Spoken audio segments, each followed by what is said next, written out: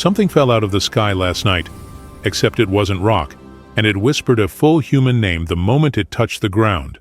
Only one man on Earth understood why an alien arrival would speak the language of grief instead of war.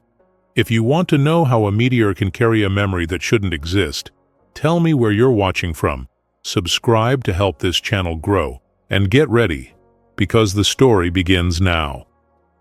The coffee was bitter, same as every morning for the past 7 years. Jack Turner sat on the porch of his farmhouse, watching the Nebraska plains stretch endlessly under a sky that promised nothing but another empty day.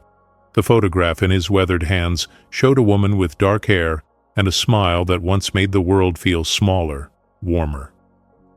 Martha, 7 years gone today. He allowed himself exactly 5 minutes with the photo each morning. No more, no less. Any longer and the day would collapse before it even started. He tucked it back into his shirt pocket and stood, knees protesting the movement. 45 felt like 65 out here. The chickens needed feeding. The fence on the north side had 3 posts leaning like drunks. The bank had sent another letter, probably the final one before they came for what little remained. He left it unopened on the kitchen table. Some problems solved themselves if you ignored them long enough. Others just got worse. Either way, opening it wouldn't change the outcome. In the barn, he found the grain sacks and smiled despite himself. Martha used to steal his work gloves and hide them in ridiculous places. Once he'd found them in the chicken coop, each finger stuffed with corn. Her sense of humor had been aggressively weird. He missed it more than he missed answers to why she'd died. The radio crackled to life as he worked, tuned to the agriculture channel out of habit. Wheat futures, rainfall predictions. A report about the meteor showers everyone had been talking about. Scientists said they were just space debris. Others claimed they were something else, living capsules from beyond the solar system. Jack didn't care much either way. The universe was too big to matter to people like him. Then the radio made a sound it had never made before. A low, steady pulse. Not static, not interference. A frequency that seemed to bypass his ears and vibrate directly in his chest. 3 seconds, 4, 5, then gone. Replaced by the weatherman's monotone voice about cold fronts moving in from Canada. Jack stood in the middle of the barn, grain bucket forgotten, listening to silence that felt different than the silence before. Later, while forcing himself to eat something that might technically count as lunch, he remembered the attic. Martha's things were still up there, boxed but not forgotten. He'd meant to go through them 100 times. Never did. Today felt different, though he couldn't say why. The attic smelled like dust and old wood, and the ghost of Martha's perfume, though that was probably just his imagination playing cruel tricks. He found the box marked personal and opened it with hands that shook slightly. A leather journal, Martha's handwriting. He'd never known she kept one. He opened it to a random page and froze. The drawing was crude but clear. A woman with flowing hair holding hands with a man. But the woman's face was wrong, too angular, too other. And beneath the sketch in Martha's looping script, a single line that made his blood run cold. When the promise falls from the sky, don't run. She's what remains. Jack closed the journal, put it back, closed the box, left the attic. Downstairs, he poured whiskey he'd been saving for an occasion that never came and drank it neat, staring at nothing. At 3:47 in the morning, light cut across his bedroom window like a knife. The entire farmhouse shook. Dishes rattled. The photograph of Martha fell from his nightstand and landed face down on the floor. Jack was already moving, pulling on boots, grabbing the flashlight by the door. Through the window, he could see it, a trail of fire arcing down from the stars, so close he could almost hear it screaming through the atmosphere. The impact shook the ground. Birds erupted from trees in every direction. The horizon glowed orange and angry. He ran, 1 kilometer toward the light, through wheat fields that whispered secrets to the wind, his heart hammering against his ribs like it was trying to escape the cage of his chest. The crater was smaller than he expected. No flames, just heat radiating in waves and a smell like ozone and copper and something else. Something alive. At the bottom of the smoking hole, Surrounded by broken earth and twisted metal that looked biological, lay a woman. She was breathing.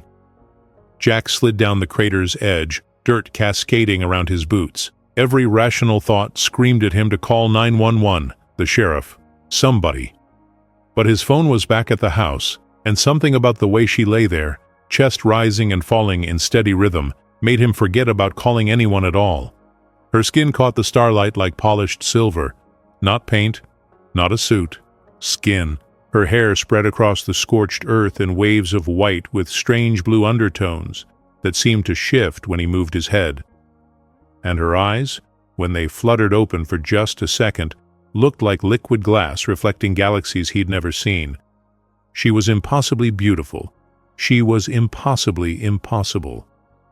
"Hey," Jack said, his voice rough. "Can you hear me?" Her lips moved. The words came out in a whisper that somehow carried perfectly in the silence. "Jack Turner, Dawes County, latitude 41, 98. His blood went ice cold. "What did you just say?" "You kept the promise," she breathed, and then her eyes closed again. Jack didn't remember carrying her back. One moment he was staring at her in shock. The next he was shouldering through the barn door with her cradled against his chest. She weighed almost nothing, like holding concentrated light. Her skin was warm but not hot, and when he laid her down on a bed of hay and covered her with an old horse blanket, she made a sound that could have been relief or pain or gratitude. He stepped back, pulled out his phone. No signal. That was weird. He always had at least 2 bars out here. He tried the house phone, dead air, the radio, nothing but static. "Great," he muttered. "Perfect time for the infrastructure to collapse." He found himself laughing, a sharp bark of sound that echoed in the barn's emptiness. This was fine, just fine. An alien woman had crashed into his property, knew his name and coordinates, and now all his communications were dead. Totally normal Thursday. The woman stirred. Jack grabbed a bottle of water and knelt beside her, suddenly aware he had no idea if aliens could even drink water or if he was about to accidentally poison her. "Here," he said anyway, because doing nothing felt worse. Her eyes opened, fully this time. They were the color of mercury and seemed to look through him rather than at him. She accepted the water with hands that trembled slightly, drank carefully, then handed the bottle back. "Thank you," she said, and her voice was clearer now, accentless and strange. "I didn't think you'd remember." "Remember what? I've never seen you before in my life." "Not yet," she smiled, and it was sad. "But you will." Jack stood up, ran a hand through his hair. "Look, I don't know what kind of game this is, but I need you to explain what's happening. Who are you? How do you know my name?" "Sarah," she said simply. "And you know why I'm here, Jack.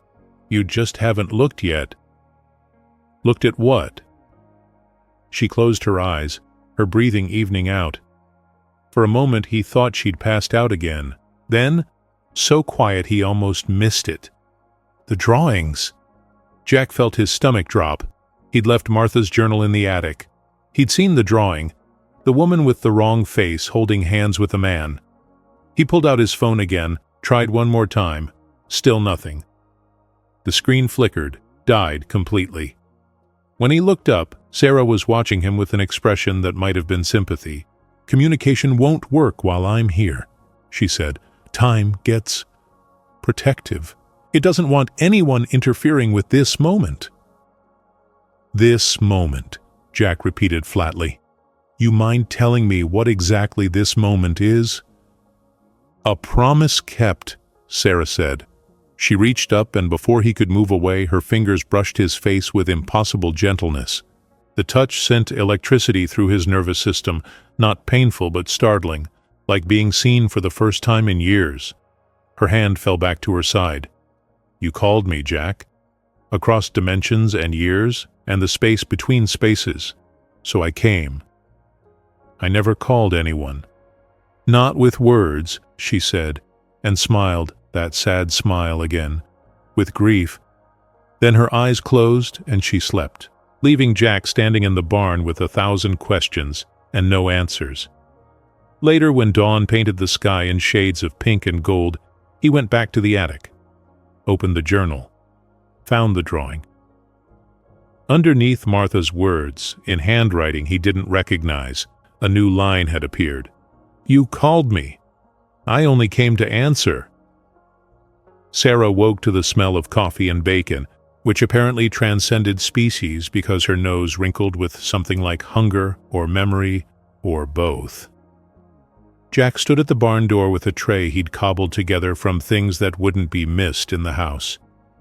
2 mugs of coffee, scrambled eggs, toast that was only slightly burnt. He felt ridiculous. This wasn't a bed and breakfast.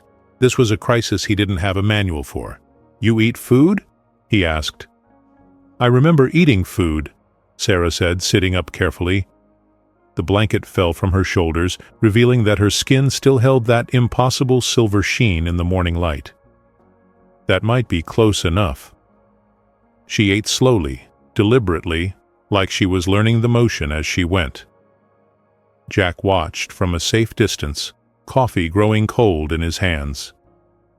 "So," he said finally, "you going to tell me how you know my name?" "You told me," Sarah said around a bite of toast. "Not yet, but you will. That's not how time works, isn't it?" She looked up at him, and those mercury eyes held something like amusement. "How do you know?" Jack set down his coffee harder than necessary. "Because I lived 45 years in a straight line, that's how. I was born, I grew up, I went to war, I came home, I met Martha, I married her, I lost her. In that order. No skipping around." "Did Martha tell you she'd lost you before she met you?" "What?" Sarah finished the eggs, set the fork down with precise care. "The entries in her journal, the ones you haven't read yet. She knew I was coming, Jack. She asked me to." Jack's hands were shaking. He shoved them in his pockets. "You're saying my dead wife somehow contacted you from beyond the grave?" "Not beyond the grave," Sarah said gently. "Beyond time. There's a difference." "Bullshit." "Is it?" She tilted her head. "Then explain how I knew you'd find that journal yesterday. Explain how I knew you'd drink the whiskey you've been saving. Explain how I knew you'd carry my picture in your left shirt pocket." Jack's hand went automatically to his chest. The photograph. Martha's photograph. He always kept it there. How did she— "Stop it," he said, voice rough. "Stop playing games." "I'm not playing anything." Sarah stood, moved closer. "I'm answering a call I heard across dimensions. Your grief was so loud, Jack. It echoed through the space between spaces, and when Martha added her voice to yours, the universe had to listen." Jack turned away, tried the radio on the barn's workbench. The same steady pulse filled the air. 73 hertz according to the frequency display. Perfect, constant, wrong. "What is that?" he demanded. "Time's heartbeat," Sarah said. "It responds when something impossible tries to become possible." "And what's trying to become possible?" "Me," she said simply. "Here, with you." Jack grabbed his keys, pushed past her. "I need to get help. Real help. From people who aren't speaking in riddles." He made it to his truck, engine roaring to life.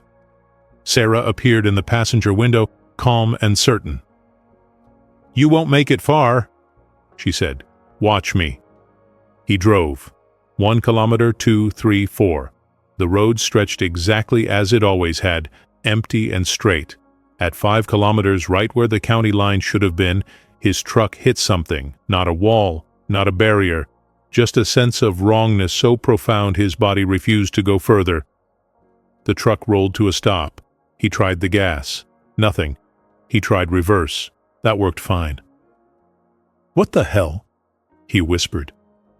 He drove back to the farm in silence. Sarah was in the barn when he returned, waiting like she'd never moved.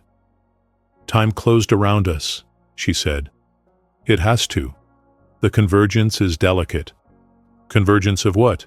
"Your past and my purpose." Jack laughed, but it sounded broken. "You're insane. You know that?" completely insane. Maybe, Sarah said, and there was kindness in her voice. But I'm here, and you can't leave, and eventually you'll have to accept that this is happening. That night he made soup, his grandmother's recipe, the one Martha had loved. He didn't mean for it to be an offering, but when Sarah tasted it, something happened. Her eyes closed, her breath caught, and when she looked up at him again, a single tear rolled down her cheek. It was silver, liquid metal, catching the lantern light. "Thank you," she whispered. "I've never tasted kindness before." Jack stared. "It's just soup." "To you," she said. "To me, it's proof that good things exist." Later, while checking supplies, Jack pulled off his shirt to change. The scar on his left shoulder, white and old from shrapnel in Kandahar, caught the light. Sarah's hand went to her own shoulder, pulled aside the strange fabric that seemed part of her skin, revealed an identical mark. Same size, same shape, same position. "How?" Jack breathed.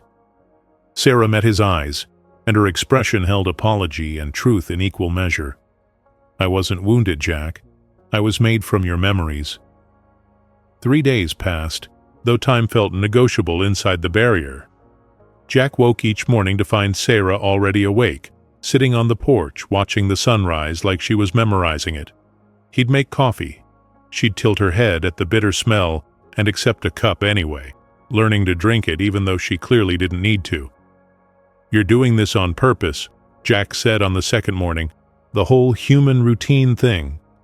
"Is it working?" Sarah asked. "You still look like liquid mercury poured into a person shape, so no."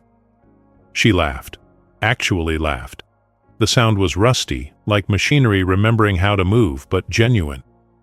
"Your honesty is refreshing." "Where you're from, people lie a lot?" "Where I'm from, there are no people left to lie." That killed the humor pretty quickly. They fell into patterns. Jack worked the farm.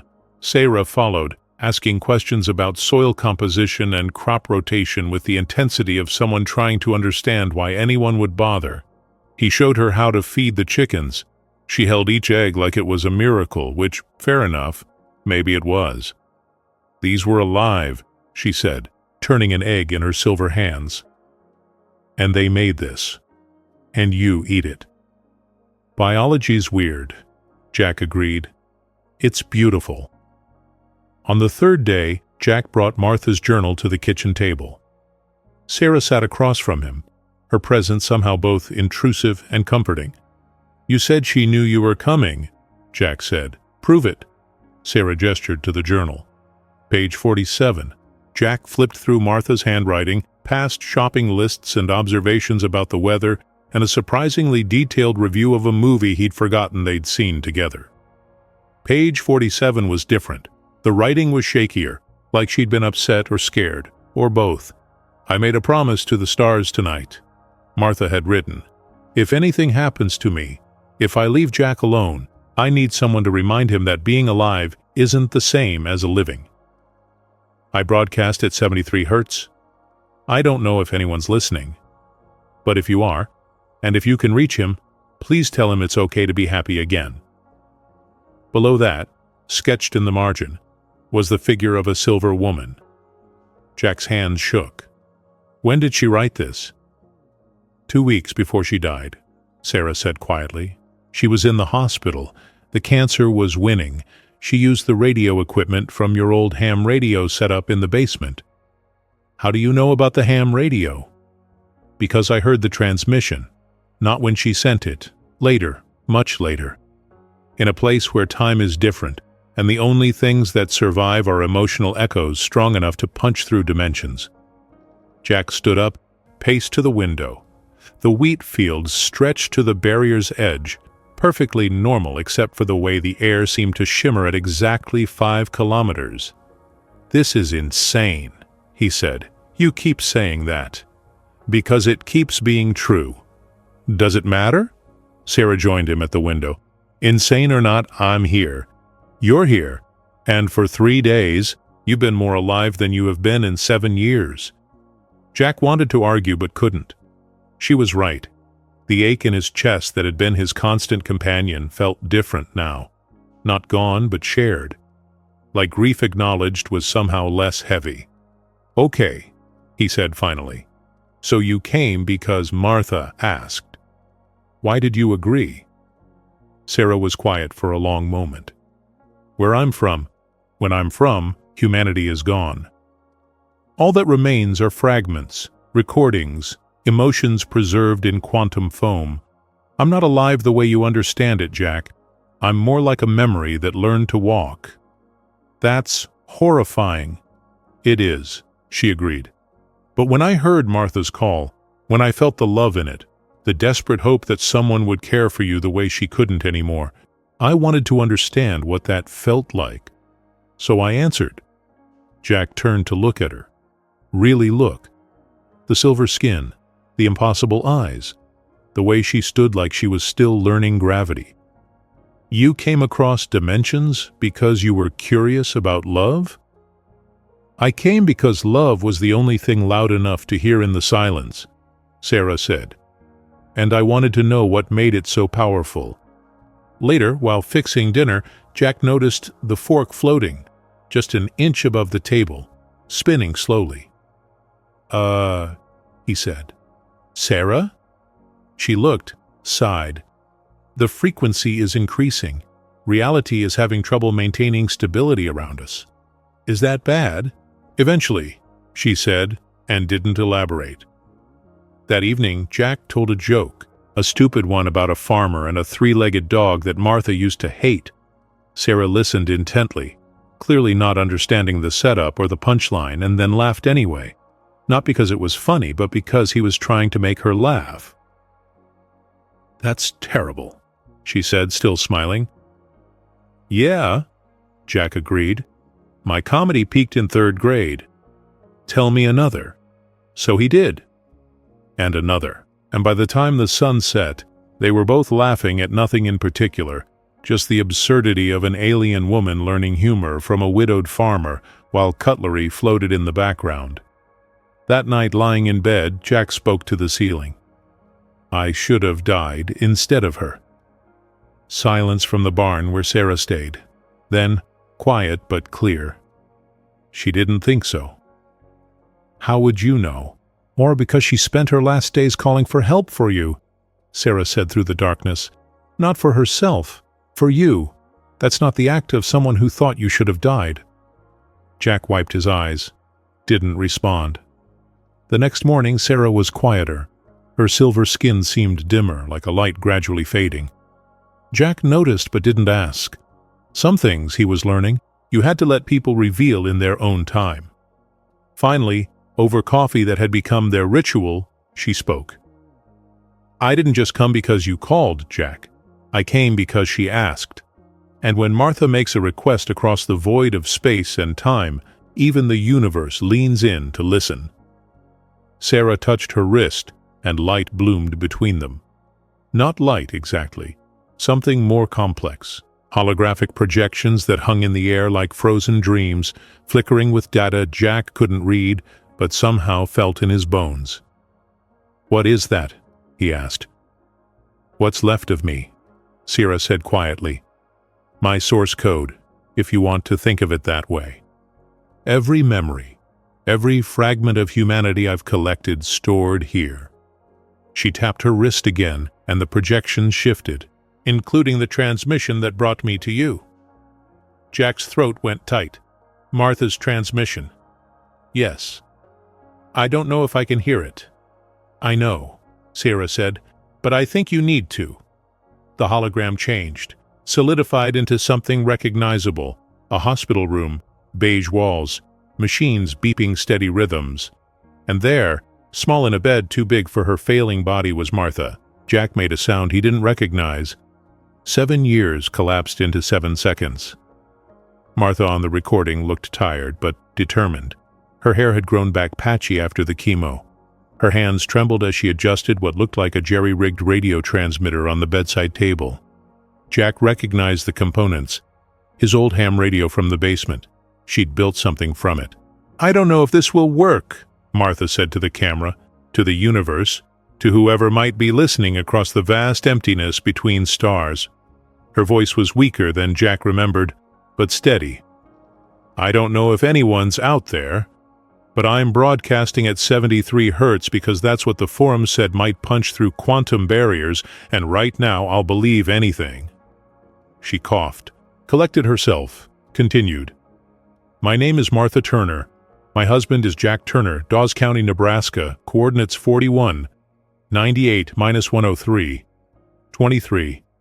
In about 2 weeks, I'm going to die, and he's going to be alone, and I need someone to know that's not okay.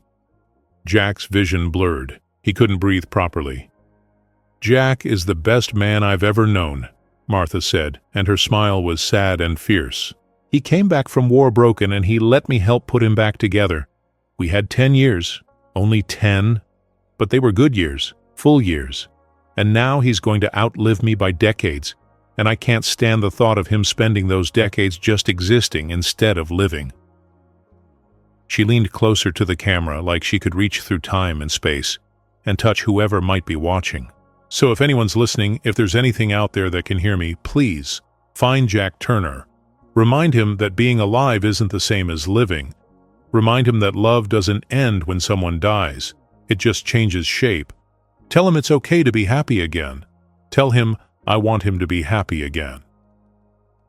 Tears rolled down Martha's face. Tell him I'm not watching from heaven or judging from some cosmic perch. I'm just gone. And I need him to understand that being gone doesn't mean I didn't mean it. Every word, every moment. I meant all of it. She reached for the transmitter. This is Martha Turner, broadcasting at 73 Hertz. If you can hear me, if you have any capacity for compassion, please find my husband. Please remind him how to love again. That's all I'm asking. Just remind him. The transmission cut out. The hologram faded. Jack was on his knees without remembering falling. His face was wet. His chest felt like it was cracking open and letting light pour in for the first time in years. She knew, he gasped. She knew I'd stop. She knew I'd just stop living. She knew, Sarah confirmed, kneeling beside him. And she loved you enough to call across dimensions to fix it. Jack laughed through tears, the sound broken and beautiful. That's so like her, too stubborn to let death stop her from meddling. She was remarkable, Sarah said. Yeah, Jack agreed. She really was. He cried then. Actually cried, the first real tears since the funeral. 7 years of grief pouring out in heaving sobs that shook his entire body. And Sarah sat with him, one hand on his shoulder, waiting patiently for the storm to pass. When he could breathe again, when his eyes were raw and his throat ached, he looked up at her. Thank you, he said, for showing me that, for coming all this way just to deliver a message from my dead wife. It's more than that now, Sarah said, but her voice was strange, quieter. When Jack looked closer, he saw that her silver skin had dimmed noticeably. The brightness that had made her seem almost luminous was fading. What's wrong? He asked. Sarah smiled, but it was tired. The transmission was stored in my core structure. Sharing it with you required releasing it. Information wants to be free, apparently, even for memory constructs. I don't understand. Each memory I share with you, Sarah said, standing with visible effort. Each fragment of humanity I give back to where it belongs erases a little bit of me. I'm not infinite, Jack. I'm a collection of borrowed experiences, and I'm returning them to their source. Jack felt cold. You're saying showing me that recording hurt you? I'm saying it changed me, Sarah said. Whether that's hurt or not, I'm still deciding. Outside, the wheat fields seemed closer. Jack walked to the window. The shimmer of the barrier had moved inward. He grabbed his keys without thinking, drove until he hit the wrongness. 2 kilometers, half the distance it had been before. When he returned, Sarah was sitting on the porch steps, looking up at the sky. More meteors streaked overhead, dozens of them, all falling in perfectly straight lines. Those are more like you, Jack said, It wasn't a question. "No," Sarah said. "Those are the universe calling me home. Time is running out, Jack, for both of us." Jack didn't sleep that night. Instead, he sat at the kitchen table with Martha's journal, reading every entry, searching for answers that might make sense of the impossible. When dawn broke, he found Sarah in the barn, dimmer than before, but still present. "Tell me the truth," Jack said. "No preamble, no kindness, all of it. Where you came from, what you are. No more riddles." Sarah looked at him for a long moment, then nodded. "All right." She touched her wrist, and the world changed. Jack stood in a field that wasn't his field, under a sky the wrong color. Red sun dying on a horizon that curved wrong. Cities in the distance, but they were ruins. Beautiful ruins, grown over with vegetation that moved with intention, but ruins nonetheless. "This is where I'm from." Sarah's voice came from everywhere and nowhere. "Or when I'm from." The distinction stopped mattering a long time ago. The vision shifted. Streets empty of people. Libraries with books that turned their own pages. Restaurants with tables set for guests who would never arrive. A whole world, perfectly preserved, with no one left to live in it. "What happened?" Jack whispered. "Transcendence," Sarah said, and there was bitterness in the word. Humanity decided to upload themselves, leave physical form behind, become pure consciousness, pure thought, existing in quantum foam between dimensions. That sounds amazing. "It was genocide," Sarah said flatly. The vision shifted again. They left everything behind. Art, music, love, laughter, all the messy, beautiful, physical things that made them human. They became thought without feeling, logic without emotion. And within a generation, they weren't human anymore. They were something else. Something perfect and empty. Jack saw it then, beings of pure light, moving through the spaces between atoms, beautiful and terrible and utterly hollow. "But emotions don't just disappear," Sarah continued. "They linger, they echo, and in a universe built on quantum mechanics, those echoes can become something more. I'm one of those echoes, Jack. I'm not alive. I'm what love and grief and hope sound like when they vibrate at the right frequency." The vision dissolved. They were back in the barn. Jack's legs felt weak. "You're not real," he said. "I'm real," Sarah corrected. "I'm just not biological. I'm a memory that learned to exist. A ghost made of emotions so powerful they punch through the space between dimensions. Martha's transmission didn't just call for help, it gave me structure, purpose, a shape to wear." Jack sat down hard on a hay bale. "So, when you say you were made from my memories, I mean I'm constructed from fragments of humanity stored in quantum resonance," Sarah said. "Your memories, Martha's memories, memories from a million humans who loved and lost and grieved so hard it left scars on reality itself. I'm all of it, none of it. Something in between." "Jesus," Jack muttered. "There's more," Sarah said quietly. "Look at the journal, page 93. Jack flipped through with shaking hands. Page 93 had an equation, complex, mathematical. Nothing Martha had ever studied, nothing she could have possibly written. "Quantum entanglement formulas," Sarah said. "The math of how to call across dimensions." Martha couldn't have known this. But she wrote it anyway because when she broadcast, the information came back through the connection. Looped. Closed the circuit. "That's paradox," Jack said. "That's love," Sarah corrected. "It doesn't follow logical rules." Jack stood, paced, ran his hands through his hair. Okay, so you're here. You're real enough to matter, and you're fading because you're giving me back memories." "Yes." "So what happens when you're gone completely?" Sarah was quiet. Then, "There's another option." "What option?" "I can stay," Sarah said, "permanently, solidify into something more stable, more real, but it requires an anchor, A powerful one, a sacrifice. What sacrifice? Sarah met his eyes, and her expression was devastated. I would need you to let Martha go, completely. Erase every memory of her from your mind. Transfer them to me. Use that energy to stabilize my existence. I would carry her memories, but you wouldn't.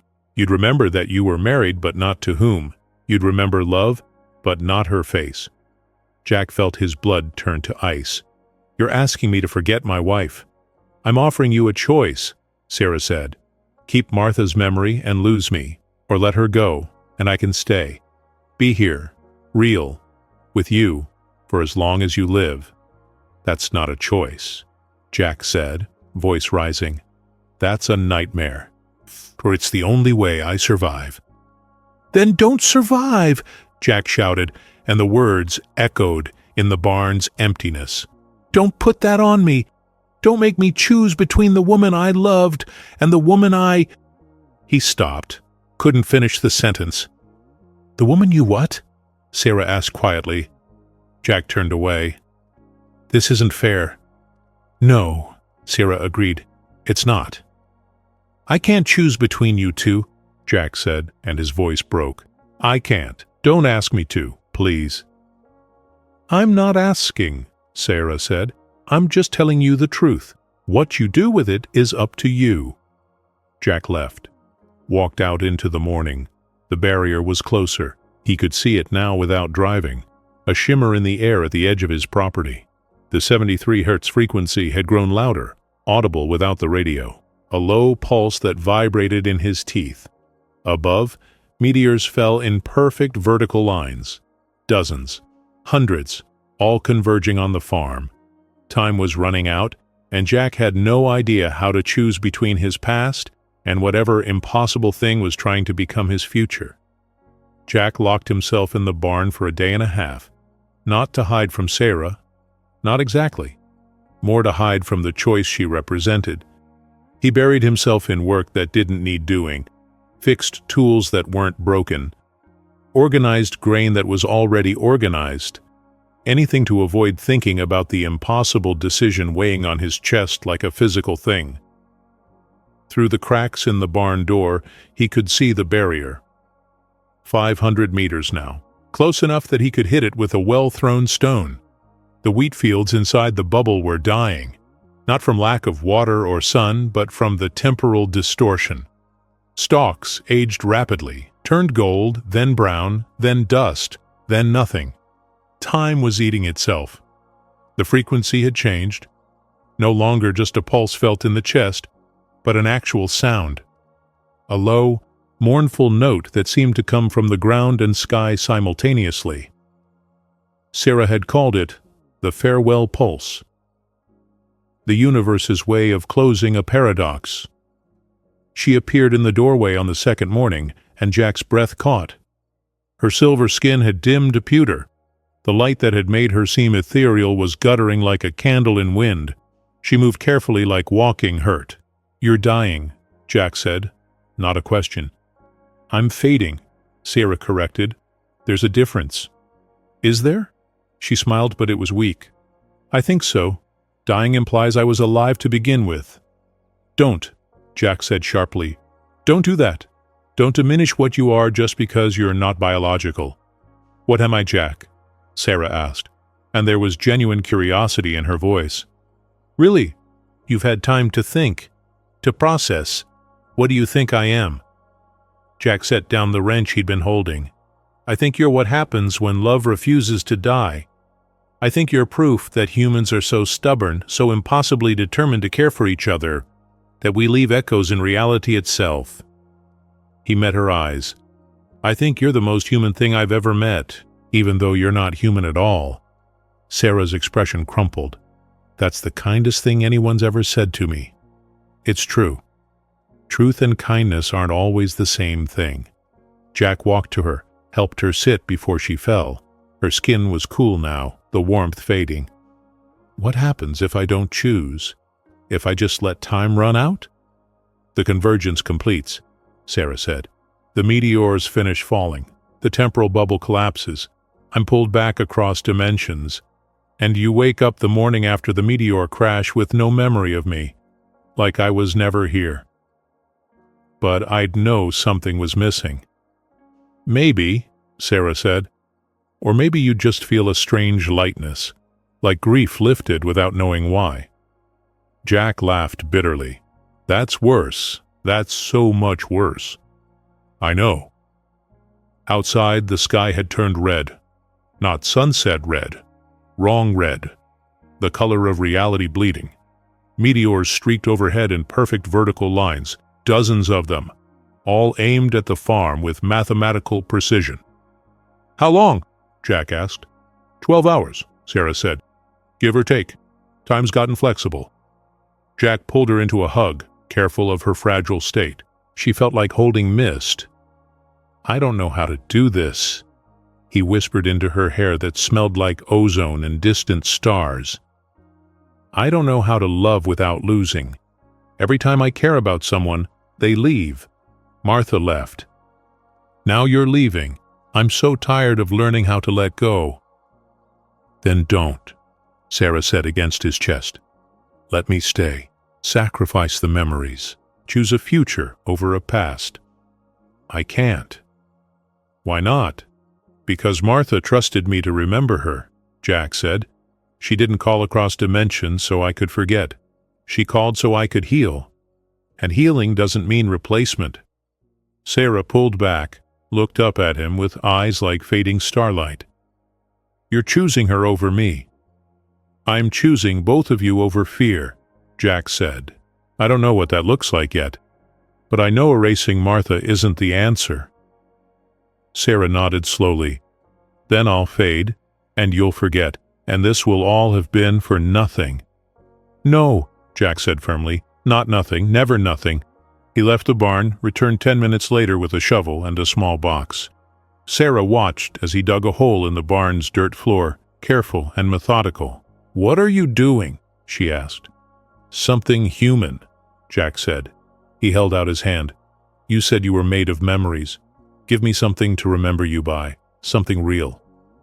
Sarah reached into her chest, and Jack watched in fascination and horror as she pulled out something solid. A seed, metallic silver, small as a pearl, warm with inner light.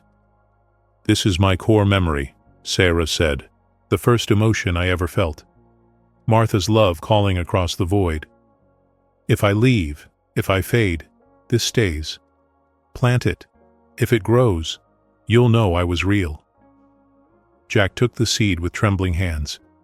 Will it hurt you to lose this? Everything hurts now, Sarah said. This just hurts with purpose. He planted the seed carefully, covered it with earth, marked the spot with a stone. They sat together in the barn's dimness, listening to the farewell pulse grow louder. I'm sorry, Jack said. For what? For not being brave enough to forget her. For not giving you what you need. You're giving me something better, Sarah said. You're teaching me that love doesn't have to be possessive, that caring for someone means wanting what's best for them, even if it costs you everything. Above the farm, meteors began to fall in earnest, not streaking across the sky anymore, but dropping straight down, slamming into the temporal barrier with impacts that shook the ground. Each one sent ripples through reality, visible distortions in the air. It's starting, Sarah whispered. Yeah, Jack said and pulled her closer. It is. They had 12 hours to figure out how to say goodbye to something that should never have existed in the first place. Jack woke to impossible sunrise. The red sky had given way to something stranger. Aurora lights where there shouldn't be any, dancing in colors that didn't have names. The temporal barrier was visible as a shimmering dome, close enough to touch from the porch, 100 meters. The farm was an island in collapsing time. Sarah sat in the kitchen, barely glowing, 20% if he had to guess, fading like a photograph left in sunlight. Jack looked at her, and something in his chest crystallized into clarity. I'm not running, he said. Sarah tilted her head. I didn't think you would. No, I mean I'm not running. I'm not trying to save you. I'm not trying to fix this. I'm just going to be here, with you, fully, for whatever time we have left. Understanding dawned in her mercury eyes. You're choosing to witness. Martha did it for me, Jack said. She spent her last days broadcasting love into the void. Not trying to cure cancer, not raging against death. Just loving me so hard it echoed across dimensions. He took Sarah's hands. I can do the same for you. Jack, you don't have to. I want to, he said firmly. You came here to teach me how to live again. So let me show you what being alive means. Not survival, not escape, just being present. Right here, right now. Sarah's eyes filled with silver tears. I don't deserve that. It's not about deserving, Jack said. It's about choice, and I choose you. Not instead of Martha, alongside her. Because love isn't finite. It doesn't run out. He pulled her to her feet. Come on. He cooked breakfast like it mattered. Eggs and bacon and toast and coffee, all prepared with careful attention. Sarah ate slowly, savoring each bite, learning texture and flavor and the simple joy of food shared. After breakfast, he showed her Martha's final journal entry. The one about planting something, about gardens remembering. She knew, Jack said quietly. Everything, the seed, the choice, all of it. They spent the morning doing simple things. Fixed the fence, fed the chickens, sat on the porch drinking lemonade and watching impossible aurora dance across a sky running out of time. This is nice, Sarah said. Yeah, Jack agreed. It is. As afternoon turned to evening, Jack prepared dinner. Real food, good wine Martha had saved. Set the table like it was sacred. You're treating this like a ceremony, Sarah observed. Every meal is a ceremony, Jack said. Every moment we choose to share space with someone, that's what makes it sacred. They ate slowly, talked about everything and nothing, laughed at stupid jokes. The barrier was at 50 meters now, but inside that shrinking dome, they were more alive than either had been in years. After dinner, Jack pulled her to her feet. Dance with me. I don't know how. Neither do I, really. Martha tried to teach me. I stepped on her feet a lot. He smiled. But I think she'd forgive me if I stepped on yours too. They swayed on the porch to no music except the 73 Hz pulse. Above them, meteors fell in perfect lines, beautiful and terrible. The temporal barrier glowed, barely 50 meters away. But inside, two people danced like the world wasn't ending. Thank you, Sarah whispered against his chest, for making me real. You did the same for me, Jack said. I was a ghost before you, just going through motions. You reminded me what it means to be present. We saved each other. Yeah, Jack said. I think we did. They danced until Sarah could barely stand, until her glow had faded to almost nothing. Jack carried her inside, laid her on the couch, covered her with Martha's blanket. 3 hours left, Sarah said quietly. The convergence is accelerating. Then we have 3 hours, Jack said. That's enough. He lay beside her, held her hand, watched the ceiling. The temporal pressure built. He could feel it in his bones, wrongness that made his teeth ache. I'm scared, Sarah admitted. Me too, Jack said. But I'm here, and I'm not letting go. Even if it hurts? Especially if it hurts, Jack said. Because that's what love is. Choosing to stay when every logical impulse says, run. That's the human thing. We're too stupid to give up on people we care about. Sarah laughed weakly. Humans are ridiculous. Completely, Jack agreed. And wonderful, and worth every paradox you crossed to get here. She squeezed his hand. Even fading, it felt like the strongest thing in the universe.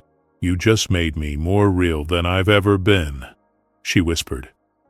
The sky turned red at midnight, not sunset red, wrong red, the color of dimensions bleeding into each other. Jack felt it before he saw it, a pressure so intense his ears popped, his vision doubled, His heart stuttered in his chest. Objects around the house began to float. Not gently, violently. The kitchen table lifted, spun, crashed against the ceiling.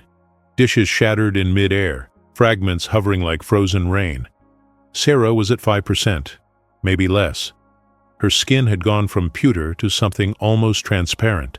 Jack could see through her to the couch beneath, like she was becoming a ghost in real time.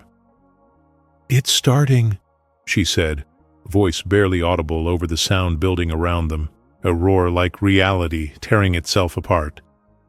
Jack grabbed her hand. "I'm here." "You should go outside, get away from me. The convergence point—" "No. Jack, please, if you stay close when it completes, the temporal backlash could—" "I said no." He held her tighter. "I'm not going anywhere." The windows exploded outward. Wind that came from nowhere screamed through the house. Jack felt his feet leave the ground, gravity giving up entirely. He wrapped both arms around Sarah, anchoring them together as they floated in chaos. Above, through the missing roof, he could see them. Meteors, hundreds, all falling in perfect vertical lines, all aimed at this exact spot. They hit the temporal barrier with impacts that sent shockwaves through reality itself. Each collision made the barrier smaller, tighter, crushing inward like a fist closing. 10 meters. 5. 3. "Jack," Sarah said urgently, "you have to let me go." "No. If you don't, the paradox will try to resolve by erasing you. Time will rewrite itself so you never existed, just to make the math work." "I don't care." "I care," Sarah shouted, and there were tears streaming down her fading face. "I didn't cross dimensions just to watch you die. And I didn't spend 7 years learning to love again just to run when it gets hard," Jack shouted back. The wind was deafening now. Blood trickled from his nose. His vision was going dark at the edges. The barrier was at 1 meter. Everything outside it had stopped existing. There was only the house, floating in nothing, surrounded by falling stars. Sarah tried to pull away. Jack held on. "Please," she begged, "let me go." "Not without saying goodbye," Jack whispered. Then louder, shouting at the universe itself, "She matters. Do you hear me? This mattered. She came across dimensions because love called, and she answered. You don't get to erase that. You don't get to pretend this didn't happen." The pressure became unbearable. Jack felt his bones creak. Blood vessels burst in his eyes. He couldn't breathe, couldn't see, couldn't hear anything except his own heart hammering against his ribs. But he didn't let go. "I'm sorry," Sarah said and pressed her forehead against his, "for making you hurt." "Don't be," Jack gasped. "Best hurt I've ever felt." And then Sarah did something he didn't expect. Instead of pulling away, she pulled closer, pressed her hands to either side of his face, and he felt something warm pour into his mind. Not Martha's memories. Not his own memories reflected back. Sarah's memories. The echo learning to feel. The construct discovering wonder. The ghost falling in love with the beautiful, stupid, impossibly stubborn human who chose to witness her even as she faded. "Remember me," she whispered. "Not as I was built, as I became, because of you." Light exploded, white and pure and so bright it should have burned.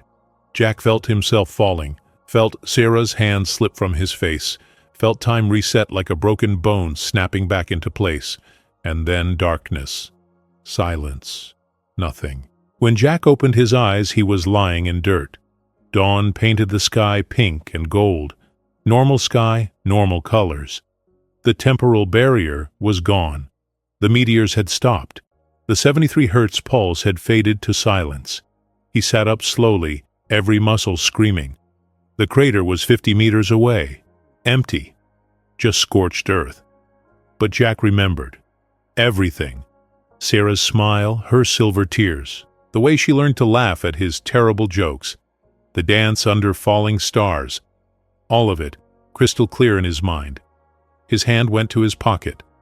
Found something small and metallic. The seed. Still there, still warm, and underneath it, a note in handwriting that looked like Sarah's attempting to mimic Martha's. Some encounters transcend logic. Some connections survive impossible odds. You taught me that love doesn't need forever to be real. It just needs to be witnessed. Thank you for seeing me. Plant this. I'll always be listening. Jack clutched the note and wept. Not from grief, from gratitude. Because he'd been given something impossible, even if only briefly, and he'd chosen to hold on. The universe had let him remember. That had to mean something. He stood, walked to the barn, found the spot where they'd planted the first seed together, dug beside it, planted Sarah's core memory in earth that had witnessed love echoing across dimensions. I saw you, he said to the silence, and you were real. Thunder rumbled, but there were no clouds, and when Jack looked up, he saw another meteor streak across the dawn sky, falling toward a farm in the distance. Then another, and another, the cycle continuing. Love calling, and somewhere, echoes learning to answer. Jack smiled through his tears. Good luck out there, he whispered to whatever was inside those falling stars. May you find someone as stubborn as you deserve. 6 months later, Jack Turner sat on his porch with 2 cups of coffee. One for him, one for the memory. The farm had changed, not dramatically, just enough to notice if you were paying attention. The fence was fixed. The fields were green again. The bank had mysteriously received an anonymous payment that cleared his debts, though Jack suspected the universe owed him that much at least. And in the garden beside the barn, something impossible grew. The plant stood 3 feet tall, silver leaves catching sunlight and transforming it into something that looked like starlight. At night it glowed, not bright enough to read by, but enough to see, enough to remember, and sometimes when the wind blew just right, Jack swore he could hear whispers, gentle, familiar, like someone was still there, just slightly out of phase with reality. He'd tried to tell people. Of course he had. But how do you explain that an alien made of memories crashed into your farm and taught you how to feel again? The sheriff had been kind, but suggested maybe Jack needed to talk to someone professional. His neighbors assumed he'd finally cracked from the isolation. Only Martha's journal believed him, and it had changed. New pages appeared sometimes, entries in handwriting that shifted between Martha's loops and Sarah's angular precision. Instructions, encouragement, love letters from 2 women who'd conspired across time and space to heal one stubborn man. The last entry, dated this morning, was simple. Look up. Jack looked up. A meteor streaked across the afternoon sky. Broad daylight, impossible to miss. It fell behind the horizon, maybe 10 miles away. Probably Johnson's farm. Old Gary lived alone out there. Widower, lost his son in the Mars colony collapse. Spent most days just existing, same as Jack used to. Jack stood, made a decision. He grabbed his truck keys, left a note on the kitchen table. Gone to check on a neighbor. Back soon. Tell me what you see. He addressed it to the plant, because that felt less crazy than admitting he was talking to a ghost. The drive took 20 minutes. He found Gary's farm easily. The fresh crater was hard to miss. Gary stood at the edge, looking confused and terrified and hopeful all at once.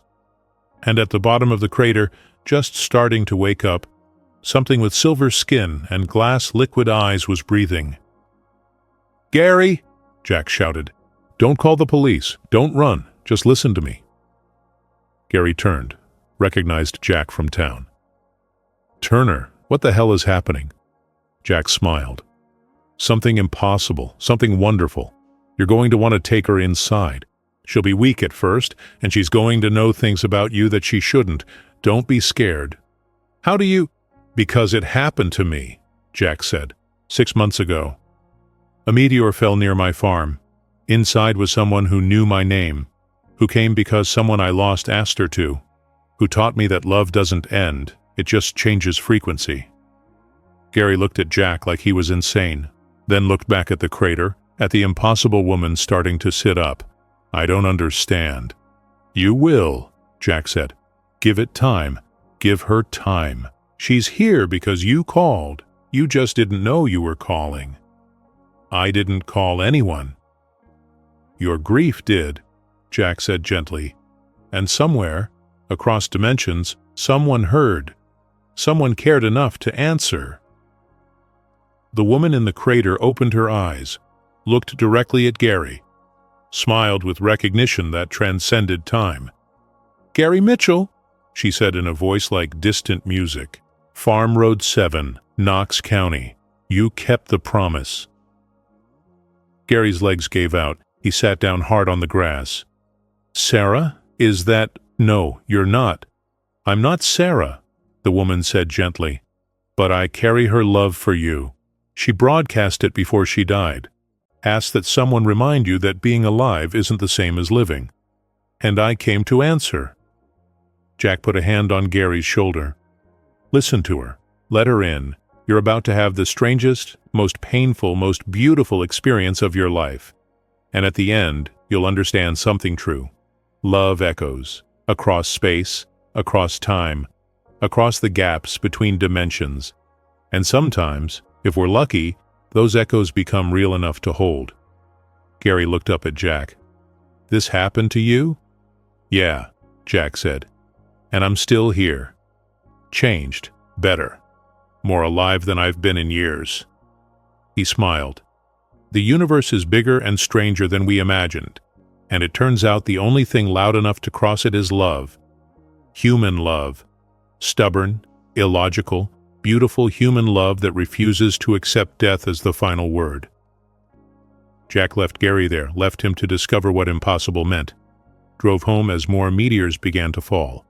Dozens. Across the county, across the state, maybe the world. The cycle was spreading, love calling, echoes answering. Back home, Jack sat with his coffee and looked at the silver plant. It was blooming, tiny flowers that looked like stars. "Thank you," he said to the whispers in the wind, "for teaching me that some encounters transcend forever. That being witnessed is what makes us real. That love doesn't need biology to matter." The plant glowed brighter. The whispers shaped themselves into almost words. "Thank you for seeing me." Jack raised his coffee cup.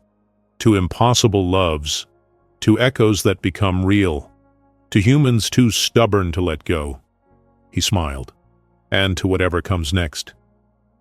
On the horizon, another meteor fell, and another. The universe was full of grief that needed answering.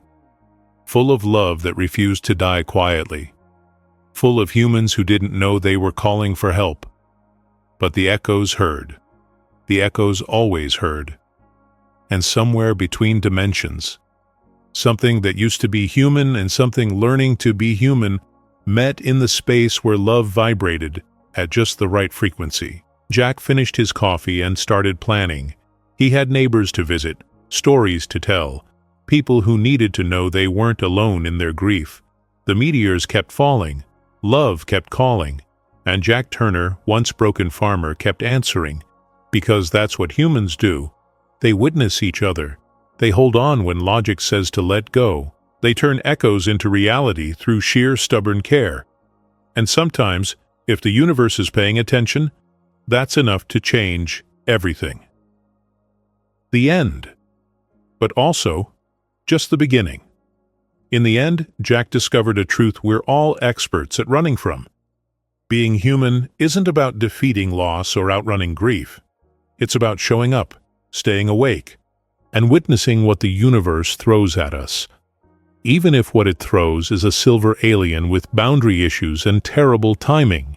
Love didn't magically fix his life. It simply reminded him that meaning exists only where we dare to let life bruise us a little. But what about you? If your grief were loud enough to echo into another dimension, would you accept the answer that came back? Or would you pretend you pocket-dialed the universe by mistake? And if a presence arrived in your life knowing your name, your scars, your coordinates, would you treat it as a threat, a miracle, or proof you should finally clean your emotional attic? If you survived this chaos of meteors, paradoxes, and emotional uppercuts, prove you were here. Write the word echo in the comments. our badge of honor for every feeling stubborn enough to outlive logic. Tell me your city so we can map this strange human constellation we're building. And if this story hit you somewhere between the heart and the quantum field, subscribe, like, hype this video into the algorithm's face. Share it with someone who thinks meteors are just rocks, and tap the next video glowing on your screen right now. Around here, we don't just watch stories. We witness them, loudly, stubbornly, imperfectly human.